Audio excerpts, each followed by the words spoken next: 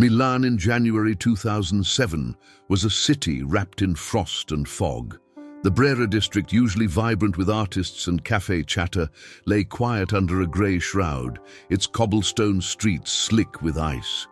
Trams cut through the mist, their headlights, dim halos, while the Duomo's spires vanished into the low clouds. On Via Ariosto, a stately apartment building stood, its third-floor windows glowing faintly against the chill. Inside, Antonia Salzano sat at a polished dining table, her hands wrapped around a cold cup of chamomile tea, her eyes tracing the empty chair where her son, Carlo, once sat. Antonia was 39, her dark hair streaked with new strands of grey, her face etched with exhaustion. 3 months had passed since Carlo's death, 3 months since leukemia stole her 15-year-old son, leaving a void that swallowed everything else. The apartment, once filled with Carlo's laughter, his saxophone, notes, and the hum of his computer, was now a mausoleum of memories. His Halo t-shirt still hung in the laundry room. His Pokemon cards sat untouched on a shelf, and the faint scent of Nutella lingered, a cruel reminder of breakfasts past. "Tesoro, you need to eat," Andrea said, his voice gentle but strained. He stood at the kitchen counter, slicing prosciutto for a dinner neither of them wanted. At 40, Carlo Acutis was a pillar of Milan's business world, chairing Vittoria Assicurazioni, but grief had softened his sharp edges. His curls, so like Carlo's, were dusted with silver, and his eyes held a hollow ache. "I'm not hungry," Antonia murmured, her voice barely above a whisper. She hadn't been hungry since October, since the hospital room where Carlo's hand went limp in hers.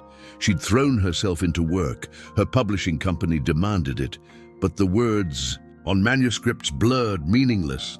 Her inbox overflowed with condolence emails, each one a fresh cut. Andrea set the plate down, sitting across from her. "Antonia, we can't keep going like this. You're not sleeping. I hear you pacing at night." She looked away, her gaze landing on a framed photo on the wall. Carlo at 14, grinning at Santa Maria Segreta's summer festival, his arms full of donated blankets for the homeless. "I can't sleep," she said. "Every time I close my eyes, I see him. I hear him. I should have done more, Andrea. I should have believed sooner." Andrea reached for her hand, but she pulled back. "You gave him everything," he said. "He knew you loved him. But I didn't understand him," she snapped, her voice breaking. "His faith, his charity, it was all so big. I was too busy with deadlines, meetings. I thought I had time to learn from him." She buried, her face in her hands, tears slipping through her fingers. Carlo had been her teacher, not just her son. Raised secular, Antonia had only embraced Catholicism through Carlo's quiet insistence, his daily mass, his prayers, his joy in serving others. Now that joy was gone, and she felt unmoored. That afternoon, Antonia forced herself to leave the apartment. She bundled into a wool coat, her boots crunching on the icy pavement, and walked to Santa Maria Segreta, the parish where Carlo had spent countless hours. The church's stone facade loomed through the fog, its stained glass windows muted in the dim light. Inside, the air was warm, scented with incense and candle wax. A small group of parishioners gathered for a memorial mass, their faces familiar, neighbors, friends, volunteers Carlo had rallied. Father Marco, a wiry priest with a graying beard, stood at the altar, his homily soft but resonant. "Carlo Acutis was a light in this community," he said, his voice carrying over the pews. "He fed the hungry, comforted the lonely, and built bridges with his faith. Even now, his love endures." Antonia sat in the back, her scarf still, wrapped tight, listening as parishioners shared stories. An older woman, Maria, spoke of Carlo bringing her soup when she was ill. A teenager, Luca, admitted Carlo had stood up to bullies for him, even when it meant trouble. Each story was a thread, weaving a tapestry of a boy who'd lived so fully in his short years. Antonia's chest ached. She'd known Carlo's kindness, but hearing its ripple effect made her both proud and hollow. After Mass, Maria approached, her hands clasping Antonia's. "He was a saint, your Carlo," she said, her eyes misty. "I pray for him every day. You should talk to Father Marco about his cause. Sainthood, maybe." Antonia forced a smile, the idea too vast, too raw. "Grazie, Maria," she said, her voice tight. I'll think about it." She lingered as the church emptied, kneeling. In Carlo's favorite pew, the one near the statue of the Virgin Mary, she clutched her rosary, the beads worn from Carlo's hands, and whispered a prayer, not for herself, but for understanding. "Carlo, Caro, what do I do now?" she murmured. "I'm lost without you." That night, back in the apartment, Antonia couldn't face her bed. She sat on the couch, a blanket over her lap, staring at Carlo's laptop on the coffee table. He'd built websites on it, simple pages for the parish, for volunteer drives. She hadn't touched it since his death, afraid of the memories it held. Exhaustion pulled at her, her eyes heavy, and she drifted into a fitful sleep, the rosary still in her hand. In her dream, the fog of Milan parted, revealing a sunlit piazza.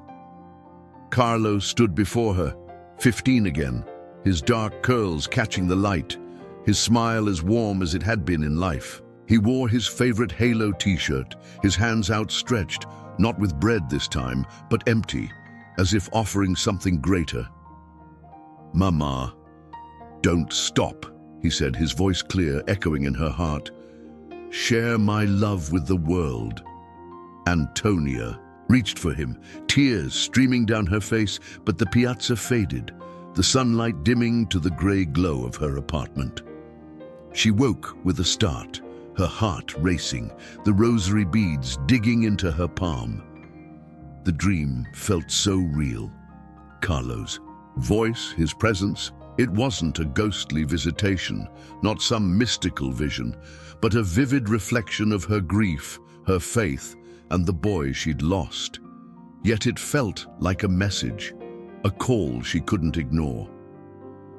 The next morning, Antonia returned to Santa Maria Segreta, the fog thicker, the air biting. Father Marco was in his office, sorting through donation records when she knocked. "Antonia," he said, rising, his face warm with concern, "how are you holding up?" She sat, her hands twisting in her lap. "I had a dream last night," she said, her voice trembling. "Carlo was there. He told me to share his love with the world. I think it means something." Father Marco leaned back, his expression thoughtful. "Dreams can be powerful," he said. "Not in a mystical sense, but as a way our hearts speak to us. Carlo's life touched so many, his faith, his charity. Have you considered a cause for canonization? His story could inspire the faithful, give hope to those who feel forgotten." Antonia blinked, Maria's words echoing in her mind. "Sainthood," she said, the word heavy. "I don't know, Father. I'm not ready. I can barely get through the day." "You don't have to decide now," Marco said gently. "But think about it. Carlo's love didn't end with his life. It lives in you, in all of us. Maybe this dream is your heart telling you to keep going, for him." Antonia left the church, the fog swirling around her, her breath visible in the cold. She walked past the piazza where Giuseppe, a homeless man Carlo had helped, once sat. Giuseppe was gone now, in a shelter thanks to Carlo's efforts, but the memory lingered. Antonia clutched her coat tighter, the dream's words echoing. "Share my love with the world." She didn't know how, not yet, but for the first time since October, she felt a flicker of purpose. Carlo was gone, but his light wasn't. Maybe, just maybe, she could carry it forward. Milan, in late January 2007, tightened its grip under a deepening winter. Snow flurries danced through the foggy air, dusting Brera's cobblestone streets and frosting the neoclassical facades along Via Solferino. The city, Despite its chill, buzzed with early preparations for Carnival, vendors sold chiacchiere pastries in the piazzas, and children in colorful masks darted through the mist, their laughter a stark contrast to the gray. But for Antonia, Salzano, the cold seeped deeper than her bones. It mirrored the hollow ache in her heart 3 months after losing her son Carlo to leukemia. Yet the dream from a week ago, Carlo's voice, clear and warm, urging her to share my love with the world, had lit a fragile spark within her, one she was determined to nurture. Antonia sat at the dining table in her Via Ariosto apartment, a notebook open before her, its pages filled with scribbled memories of Carlo's life. She wore a thick sweater, her dark hair pulled back, her eyes rimmed with fatigue but sharp with focus. She'd spent days poring over Carlo's things, his laptop, his school notebooks, his rosary, piecing together the acts of charity Father Marco had suggested might support a canonization cause. There was the website he'd built for Santa Maria Segreta, the blankets he'd bought for the homeless, the soup kitchen shifts he'd worked with the Capuchins. Each memory was a shard of glass, beautiful but cutting. "Antonia, you're obsessing," Andrea said, his voice tight as he poured espresso at the kitchen counter. He'd just returned from a board meeting, his tie loosened, his face etched with worry. "This canonization idea, it's too much, too soon. You're not eating, not sleeping. I don't want to lose you too." She looked up, her pen pausing. "I'm not obsessing, Andrea. I'm remembering. Carlo deserves this. He was special, you know that. Father Marco thinks his life could inspire people, maybe even lead to sainthood." Andrea set the cup down hard, the clink echoing in the quiet apartment. "Sainthood? Antonia, he was our son, not a martyr. He was 15, and you're torturing yourself, digging through his things like this. What if it doesn't work? What if it just makes the pain worse?" Antonia's jaw tightened, but her voice softened. "I have to try, Caro. That dream, it felt like him, like he was telling me to do this. I can't ignore it." Andrea sighed, running a hand through his curls. "I just want you to be okay. Promise me you'll take care of yourself." She nodded, but her gaze drifted back to the notebook. She couldn't stop. Not when the dream still echoed in her mind, not when Carlo's light felt so close. The next day, Antonia braved the icy streets to visit the Capuchin soup kitchen on Via Crema, a place Carlo had loved. The air bit at her cheeks, and her boots slipped on the pavement, but she pressed on, driven by a need to see the people Carlo had helped. The kitchen was a low brick building, its windows steamed from the heat inside. A line of people, homeless. Men, immigrant families, elderly women, shuffled through the snow, their faces etched with weariness, but softened by the promise of a warm meal. Inside, Brother Giovanni greeted her, his bearded face lighting up. "Antonia, benvenuta," he said, wiping his hands on his apron. "It's been too long. Carlo would be glad you're here."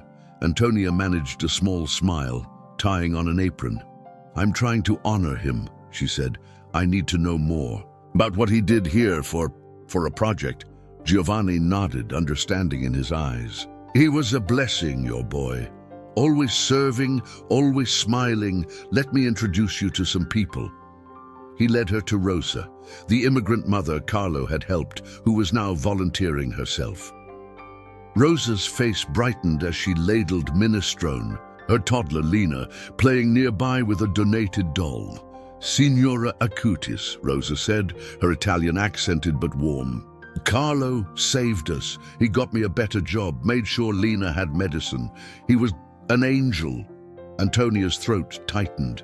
"He loved you both," she said, her voice cracking. "Can you tell me more?"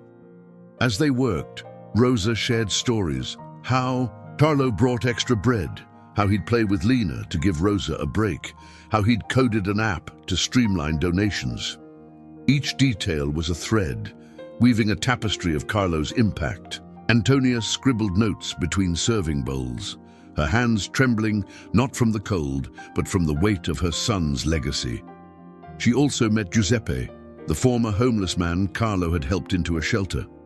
Giuseppe, now working as a dishwasher, wore a clean jacket, his beard neat. "Your boy gave me hope," he said, his gravelly voice thick with emotion. "I'd still be on the streets without him. He never gave up on me." Antonia listened, her notebook filling, her heart swelling and breaking in equal measure. Carlo's love had rippled through Milan, touching lives she hadn't even known about. But with each story, her guilt deepened. She'd been so focused on her career while Carlo was alive. Why hadn't she joined him here, seen this side of him sooner? That evening at Santa Maria Segreta, Antonia attended a prayer group Carlo had once led. The parish hall was warm, lit by candles, the air heavy with murmured prayers.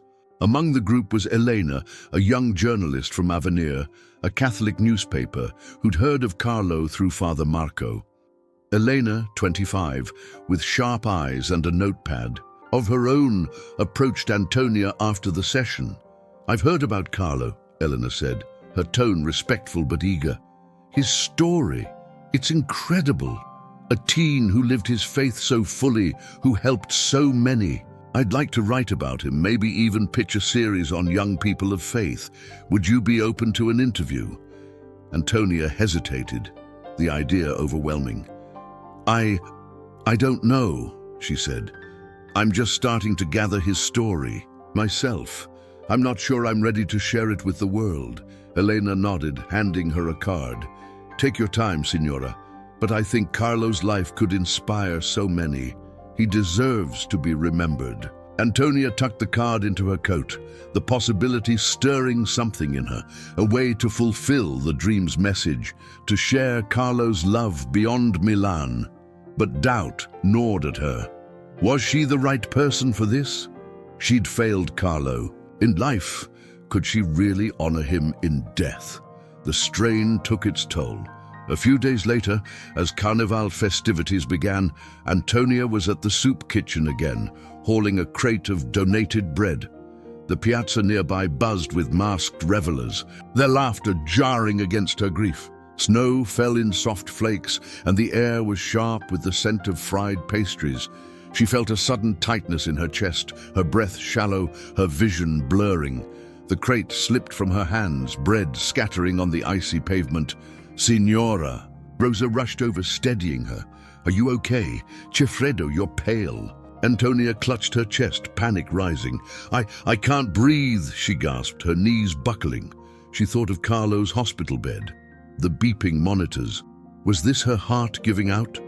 Brother Giovanni called an ambulance, and within minutes, Antonia was at the hospital on Via della Spiga, the same one where Carlo had died. The sterile halls brought a flood of memories, her panic worsening. After tests, the doctor, a kind woman named Dr. Ricci, delivered the verdict. Not a heart attack, but a severe panic attack triggered by stress and exhaustion. "You're pushing yourself too hard," Dr. Ricci said, her tone firm. "Your body's telling you to slow down, rest, eat, talk to someone, a therapist, a priest. You can't do this alone." Antonia nodded, tears streaming down her face. She thought of Andrea's warnings, of her own relentless drive. She was trying to honor Carlo, but at what cost? Back home, Andrea was waiting, his face pale with worry. "I told you, Antonia," he said, his voice breaking. "You can't keep going like this. I can't lose you too." "I know," she whispered, sinking onto the couch. "But I can't stop, Andrea. That dream, Carlo's story, it's bigger than me. I need to do this, for him, for all the people he helped." Andrea sat beside her, his hand finding hers. "Then we do it together," he said. "But you have to take care of yourself. Promise me." She nodded, leaning into him, the first real moment of connection they'd shared since Carlo's death. That night, as snow fell outside, Antonia made a decision. She couldn't do everything, not yet, but she could start small. She'd establish a foundation in Carlo's name, a way to continue his charity work, to keep his love alive. It wouldn't be easy, but it was a step. a way to share his light with the world, just as he'd asked in her dream. Antonia opened Carlo's laptop, her fingers trembling as she typed the first words of a mission statement: the Carlo Acutis Foundation, sharing love, inspiring hope. The spark in her chest flared, small but steady, a light to guide her through the winter ahead. Milan in mid-February 2007 felt like a city caught between seasons. The snow that had blanketed Brera's cobblestone streets was melting into slush, leaving puddles that reflected the grey sky. Rain. It fell in sporadic bursts, drumming against the windows of the Acutis apartment on Via Ariosto, where Antonia Salzano hunched over her laptop, the glow casting shadows on her tired face. The winter chill lingered, but the air hinted at spring, much like the fragile hope stirring within her. 2 months had passed since her dream of Carlo, his voice urging her to share my love with the world, and she was determined to make it real despite the mounting challenges. Antonia, now 39, had spent weeks drafting the mission for the Carlo Acutis Foundation. The idea, born from her grief and that vivid dream, was simple yet ambitious: to continue Carlo's charity work, feeding the poor, supporting the vulnerable, and to advocate for his canonization, a process Father Marco had suggested might honor his life. She'd enlisted Elena, the Avenir journalist, to help document Carlo's acts, while Andrea reluctantly supported the venture, though his skepticism lingered. The foundation's early days were a blur of phone calls, meetings, and sleepless nights, and the strain was showing.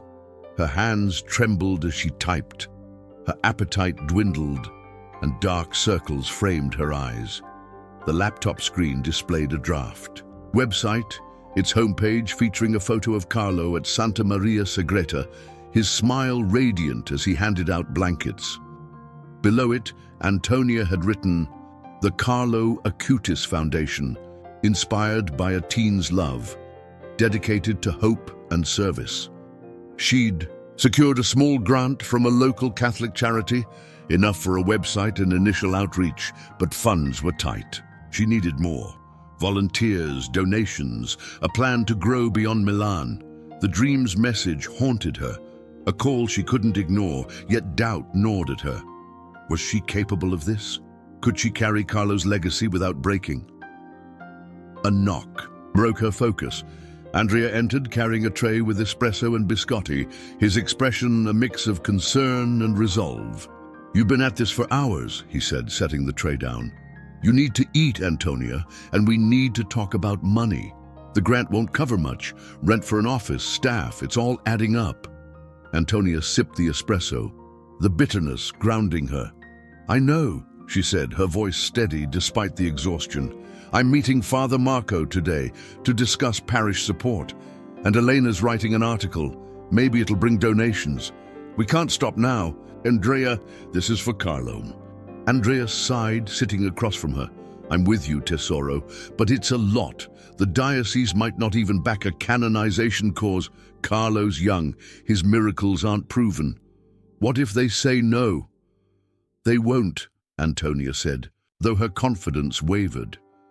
His life was a miracle itself. The people he helped, Rosa, Giuseppe, they'll testify. I just need to show them." Andrea squeezed her hand, his eyes softening.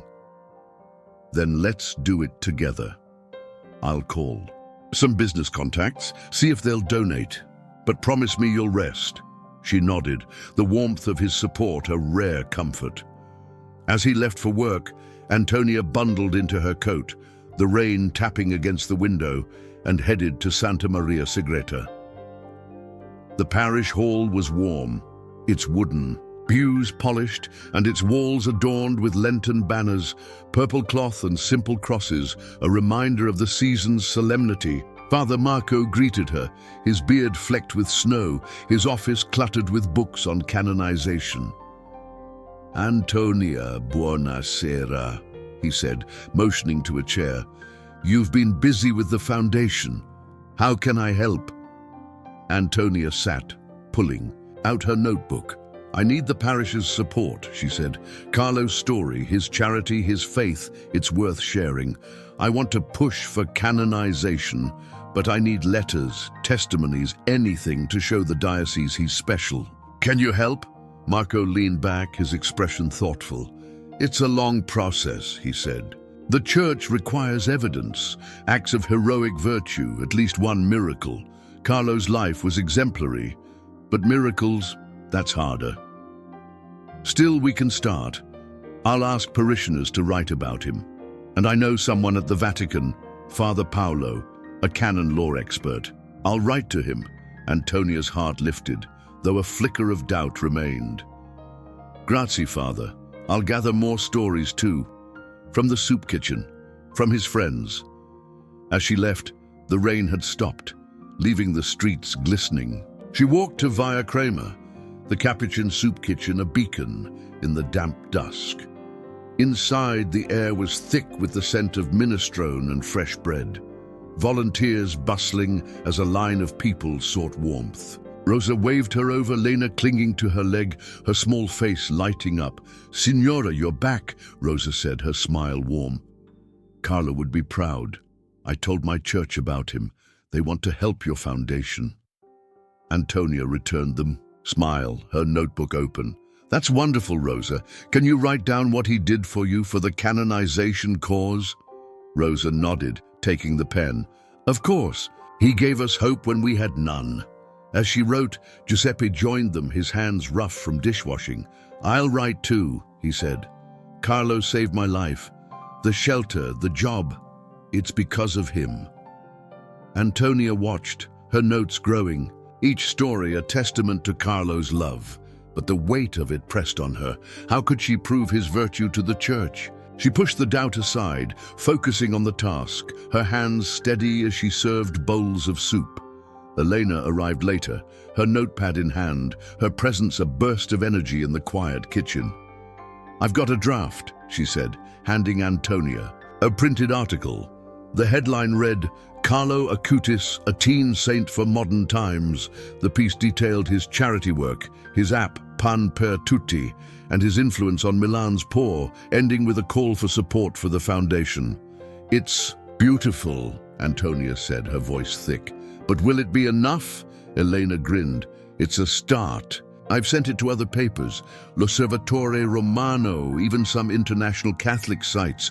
People are already responding. Look." She showed her phone, emails from readers in Italy, Poland, the US, offering prayers, donations, stories of Carlo's impact. Antonia's eyes widened, the global reach overwhelming. "C'è chaos," she murmured, but a smile broke through. This could work. That night, Antonia organized a fundraiser at the soup kitchen, inviting parishioners, volunteers, and Elena's contacts. The hall was transformed, tables laden with donated food, a projector displaying Carlo's photos, a makeshift stage for speakers. Rosa and Giuseppe shared their stories, their voices trembling but strong, while Father Marco spoke of Carlo's faith. The crowd, over 100 strong, included masked Carnival stragglers, their laughter a strange counterpoint to the solemnity, but trouble brewed. A small group of protesters gathered outside holding signs, "No false saints" and "Grief exploited." Their leader, a middle-aged man named Franco, shouted, "This is a mother's fantasy. No miracles, no sainthood." The words stung, echoing Andrea's doubts, and Antonia's chest tightened. She stepped outside, her voice firm despite the tremor. "I'm not here to exploit anyone," she said. "This is about Carlo, his life, his love. If you don't believe, that's your right. But don't stop us from honoring him." Franco glared but backed off, his group dispersing. Inside, the fundraiser continued, donations pouring in, cash, clothes, food pledges. Eleanor filmed it all, her article gaining traction online. Antonia felt a surge of pride, but her body betrayed her. As she thanked the crowd, her vision blurred, her legs wobbled, and she collapsed into a chair, her breath shallow. Andrea rushed to her, his face pale. "Antonia, che succedi?" he said, kneeling beside her. "Just tired," she gasped, the room spinning. Volunteers called an ambulance, and she was taken back to Via della Spiga Hospital. Dr. Ricci, familiar from her panic attack, checked her vitals. "Exhaustion again," she said. "You're running on fumes, Signora. You need rest, or this will get worse." Antonia nodded, tears falling. She thought of the protesters, of her own limits. Was she pushing too hard? But the emails, the stories, they proved Carlo's impact. She couldn't stop. A week later, strengthened by rest and Andrea's insistence, Antonia prepared for Rome. Father Marco had secured a meeting with Father Paolo, a Vatican official overseeing preliminary canonization reviews. The train ride. South was a blur of rain-streaked windows and rolling hills. Andrea beside her, his support a quiet anchor. In Rome, the Vatican's vast corridors overwhelmed her, marble floors, echoing footsteps, the weight of history. Father Paolo, a bespectacled priest in his 50s, greeted them in a small office, his desk piled with files. "Signora Acutis," Paolo said, his tone measured. "Father Marco speaks highly of Carlo, but canonization requires evidence, heroic, virtue and a miracle. What do you have?" Antonia handed over a folder, Rosa's letter, Giuseppe's testimony, printouts of Elena's article, photos of Carlo's work. "His life was virtue," she said, her voice steady. "He fed the poor, built an app to help, lived his faith at 15. The faithful are responding, letters from across the world." Paolo flipped through the pages, his expression unreadable. "Impressive for a boy his age," he said. "But miracles? We need one attributed to his intercession. Have there been healings, unexplainable events?" Antonia faltered. "Not yet," she admitted, "but his story is moving people. Isn't that enough to start?" Paolo leaned back, considering. "It's a beginning. Submit this to the diocese. In Milan, if they approve, we'll investigate. Keep gathering evidence, prayers, testimonies. Carlo's case is intriguing." The meeting ended with cautious hope, but as they left, Antonia's legs buckled again, the strain catching up. Andrea caught her, his arms strong. "We'll do this together," he said, "but you have to pace yourself." Back in Milan, the foundation gained momentum. Elena's article spread, letters flooded in, stories of comfort from Carlo's intercession, though no miracles yet. Antonia read them aloud to Andrea, her voice breaking with each one.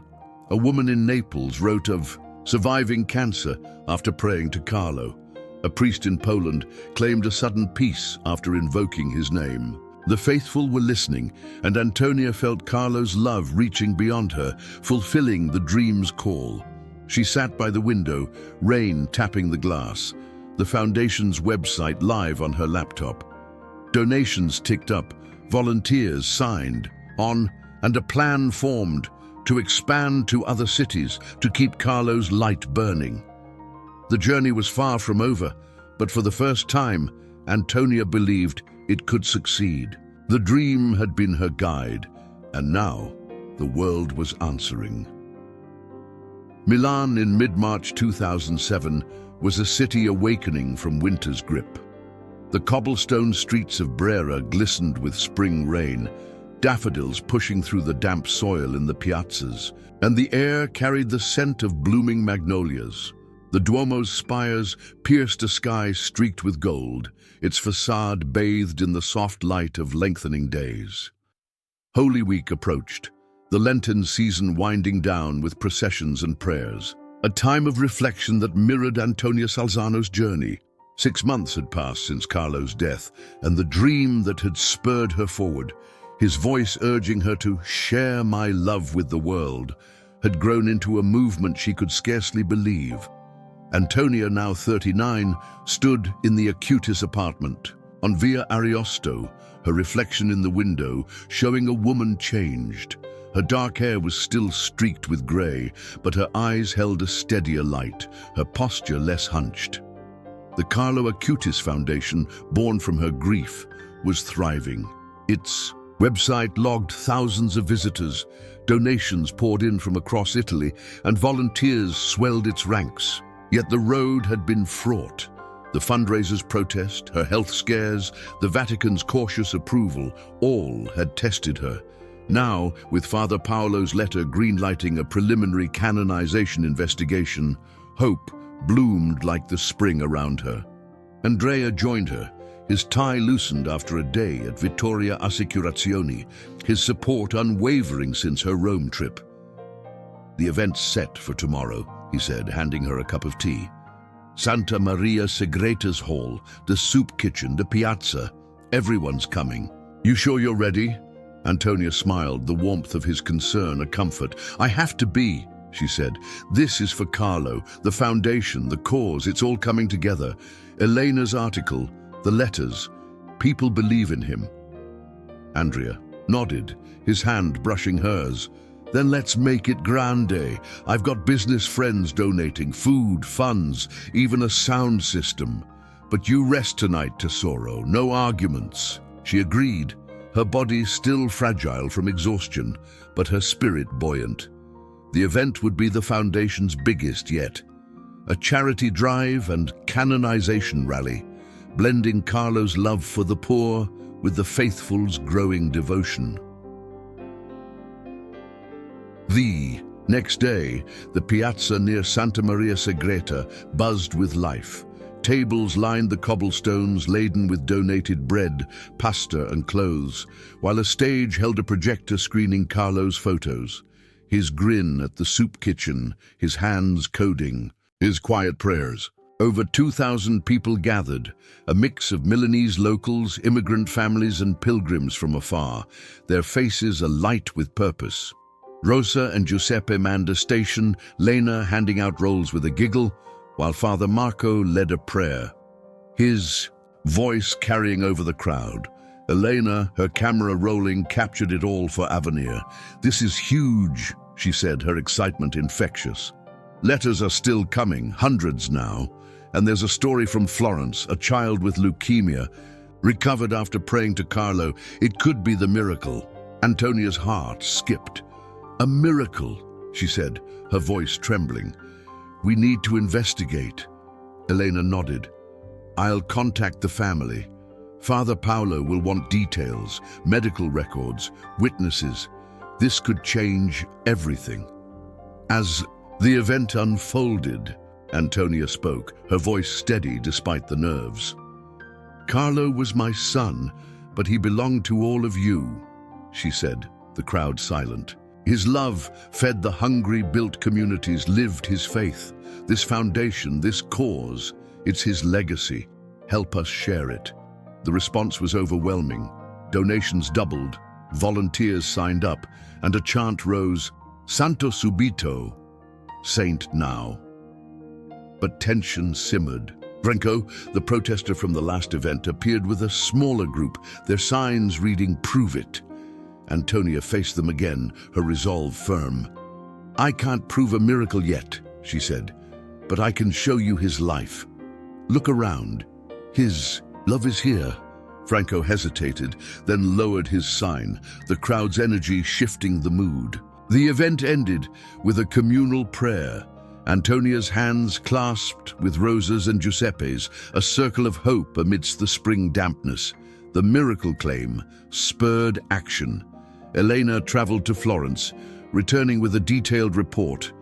A 7-year-old, boy Matteo, had been diagnosed with leukemia, his prognosis grim. His mother, Lucia, had prayed to Carlo after reading Elena's article, placing a photo of him by Matteo's bed. Days later, tests showed no trace of cancer, an anomaly doctors couldn't explain. Witnesses, including nurses, corroborated the timeline, and Lucia's letter to Antonia was tear-stained with gratitude. Antonia sent the evidence to Father Paolo, her hands shaking as she mailed it. "If this is true," she told Andrea, "it's Carlo's gift, a miracle for his cause."